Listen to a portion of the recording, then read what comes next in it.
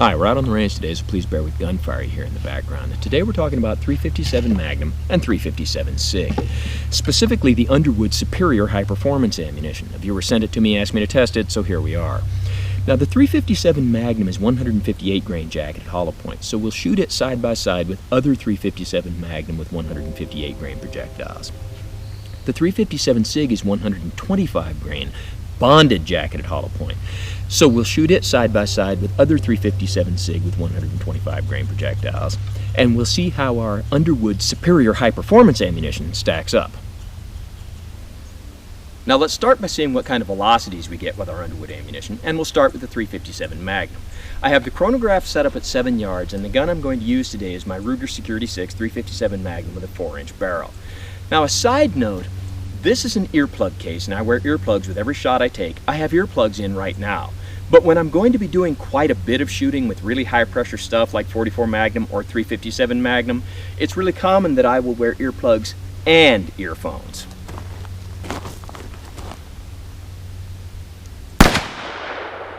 $13.73,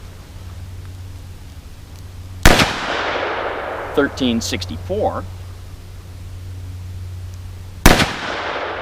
$13.42, $13.73,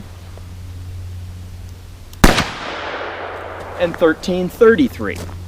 Now let's see how that stacks up against other types of 357 Magnum ammo. And now we'll try Federal American Eagle 357 Magnum 158 grain semi-jacketed soft point.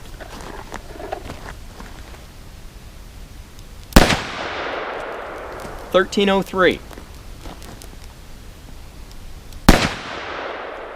$12.74, $12.79, $12.70,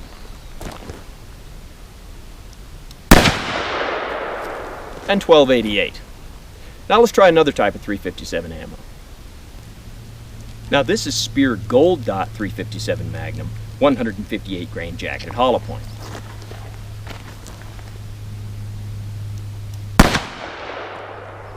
$12.04, $11.84, $11.89, $11.76,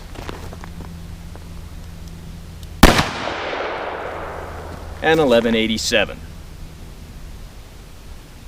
Now one more type of 357 Magnum ammunition. This is Hornady Custom 357 Magnum 158 grain XTP hollow point.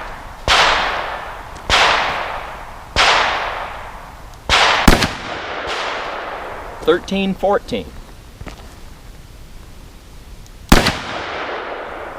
$13.11,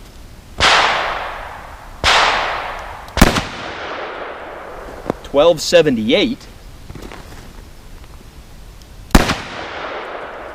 $12.80,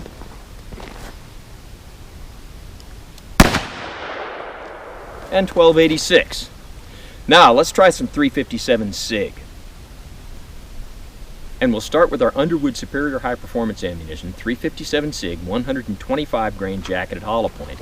And the gun I'm going to use today is a Glock Model 31 with, according to my ruler, a 4.5-inch barrel.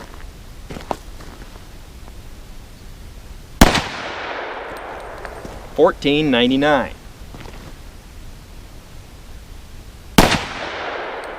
$15.01, $15.16, $14.87, and $15.12. Now let's see how that compares to a couple of other types of 357 SIG ammo. Now we'll try Remington Green and White Box 357 SIG 125 grain.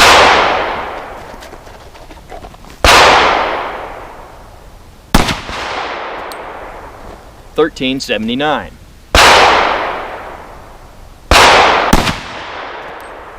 $13.71, 1392, 1375, and 1356. Now we'll try one more type of 357 SIG ammo. And now Spear Gold Dot 357 SIG 125 grain jacketed hollow point.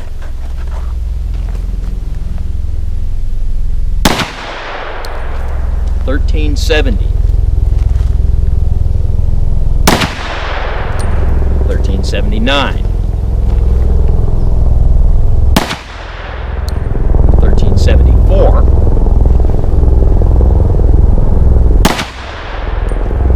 $13.61,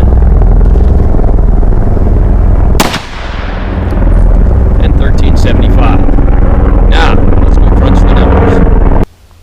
Well, I crunched the numbers and here they are, and of course it comes with the normal caveats that chronographs don't always agree with each other and certain environmental factors like ambient temperature and elevation can affect chronograph results. But there's a couple of other things I have to say about these particular results. First being, I know that it's very tedious to make you sit through the chronograph segment where I call out all those numbers, and many people have suggested that I skip that and get directly to the chart.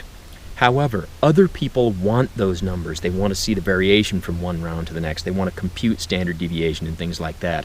So I leave that part in, and for those of us who find it tedious, we can just fast forward to this. I also have to point out that today is not a comparison between 357 Magnum and 357 SIG. What I'm doing today is comparing Underwood 357 Magnum ammunition to other types of 357 Magnum and Underwood 357 SIG to other types of 357 SIG. If you want a detailed comparison of 357 Magnum and 357 SIG, we have a previous presentation on that subject. So that having been said, let's get to the numbers. What we see for Magnum is, with the Underwood we got a mean velocity of 1357. Behind that was the Hornady Custom with a velocity of 1293, so the Underwood is ahead by 64 feet per second. That's more, but is it significantly more? Well, if we were talking about 38 Special and velocities down there around 800 feet per second, a gain of 64 would be significant. With 357 Magnum and velocities around 1300, the value of an extra 64 feet per second is debatable. Now with the 357 SIG, we see that the numbers appear to be higher than 357 Magnum. Remember, these are 125 grain versus 158 grain projectiles. And we see the same type of thing with the 357 SIG Underwood ammunition, a mean velocity of 1503, with the Remington 1374. So the Underwood is ahead by 129 feet per second. Now, even around 1300, an extra 129 feet per second is significantly more. Now this number over here on the side, I know that it is inexorable that people will compare the two calibers based on the information we're giving today. So off camera, I chronographed Remington 357 Magnum 125 grain projectile to make a fair comparison with the Remington 357 SIG 125 grain projectile. And we see with the Magnum a mean velocity of 1432 versus 1374, an extra 58 feet per second. So more. But how much value 58 feet per second more is debatable. But if you really want to compare 357 Magnum to 357 SIG, again, watch the previous presentation. But looking at this, what I really have to say is that when you make a fair comparison, handguns with similar barrel lengths, ammunition of the same brand and configuration, and the same projectile weight, 357 Magnum is almost always a little more powerful than 357 SIG. But when you move out of the arena of academia, really into the field, I'm going to say that things like ammunition and handgun choices are going to have a lot more to do with the comparative power than just the caliber. But what we can take away from this is, without question, the Underwood ammunition in both calibers is a fairly hot loaded round. And on paper, it appears to be very powerful, and definitely more than some of the other calibers. But how does that translate into effectiveness? Let's see if I can demonstrate that. So to test the effectiveness of our ammunition, we're going to use the meat target. And for those who haven't seen it before, the meat target is leather jacket skin, followed by pork steak pectorals, pork ribs, a bag of grapefruit to simulate lung tissue, more pork ribs on the back, 4 layers of t-shirt on the front, 4 layers on the back, and the whole thing followed by the new and improved high-tech fleece bullet stop. And we're going to start with the 357 Magnum, so I'll use my Ruger Security 6, and I'll shoot from 7 yards with our Underwood 357 Magnum 158 grain jacketed hollow point.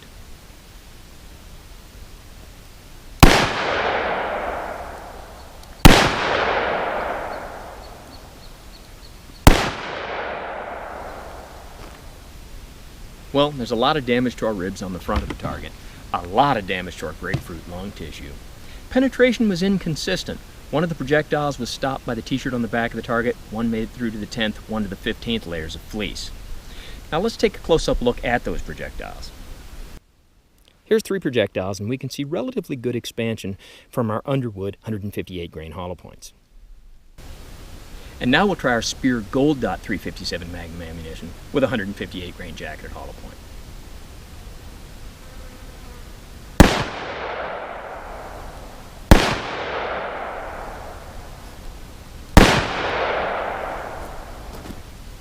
Well, with the Gold Dot ammunition, here's 3 holes in the ribs on the front of the target. We see some damage to the grapefruit lung tissue. The ribs on the back of the target have 3 holes, and where the bullets hit a rib broke them. But the damage was not all that impressive. What was impressive was the penetration. All 3 of those projectiles went through to between the 30th and 40th layer of fleece. Now let's take a close-up look at those projectiles. And we see that the main reason for having a lot of penetration is very poor hollow point expansion. And now our Hornady Custom 357 Magnum 158 grain XTP hollow point.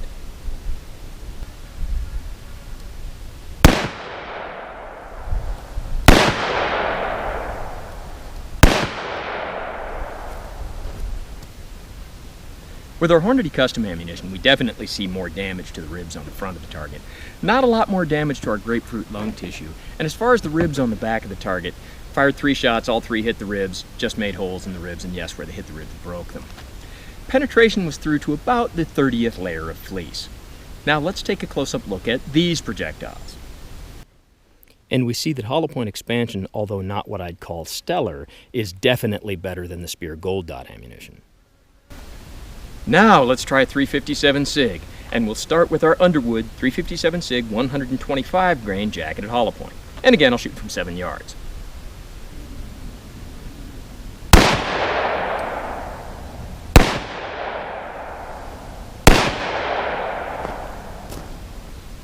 With our 357 SIG, we're shooting significantly lighter bullets, therefore significantly higher velocity.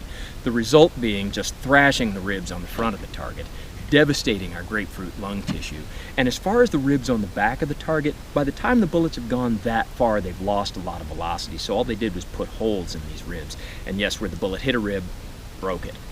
Now, as far as penetration, 2 of the projectiles were stopped by the t-shirt on the back of the target, and 1 made it through to about the 10th layer of fleece.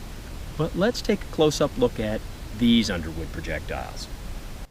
And with the Underwood 357 SIG 125 grain projectiles, we see outstanding expansion. Okay, this will be our last meat target, and we'll shoot this from 7 yards with our Remington green and white box 357 SIG 125 grain jacketed hollow point.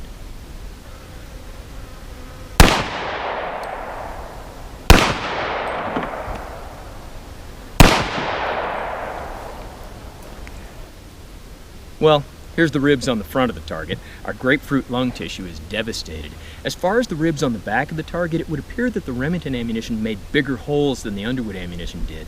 And where the projectiles hit ribs, didn't just break them, but shattered them.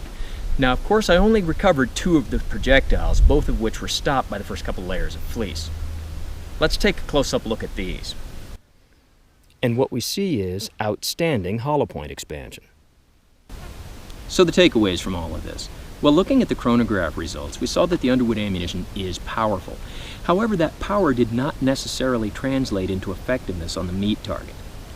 Now, the meat target in the form we're using today is analogous for the intended target in a concealed carry, home defense, self-defense type of application. Not necessarily the target you'd be shooting at if you were defending yourself against large, dangerous animals. So what we saw was, with the 357 Magnum, the 158 grain projectiles, for the most part, delivered dissatisfactory hollow point expansion and excessive penetration. So in a home defense concealed carry type of application, if the gun you have is a 357 Magnum, a 125 grain projectile might be better suited for that task. But if you're carrying a handgun for defense against lions, tigers, bears, oh my, and the handgun you have is a 357 Magnum, the 158 grain projectile might be better suited for that task. However, you still have to choose your ammunition wisely, because we saw that the Speer Gold Dot 357 Magnum ammo was really dissatisfactory all the way around. Now for 357 SIG, with its 125 grain projectile, performed quite well on the meat target. But we saw that although the Underwood ammo was powerful, it didn't necessarily perform any better than the cheap stuff did. So it looks like the bottom line is, the Underwood box is marked superior high performance, and we can see that it is high performance. But is it really superior? You be the judge. Now that having been said, I think we put out some good information today, not just about the Underwood ammunition, but also about the Hornady custom ammunition and the Spear Gold Dot ammunition. But it was at the cost of being very tedious. And so if you've watched this entire thing, thank you for your attention. And thank you for watching the Underwood Superior High Performance Ammunition video.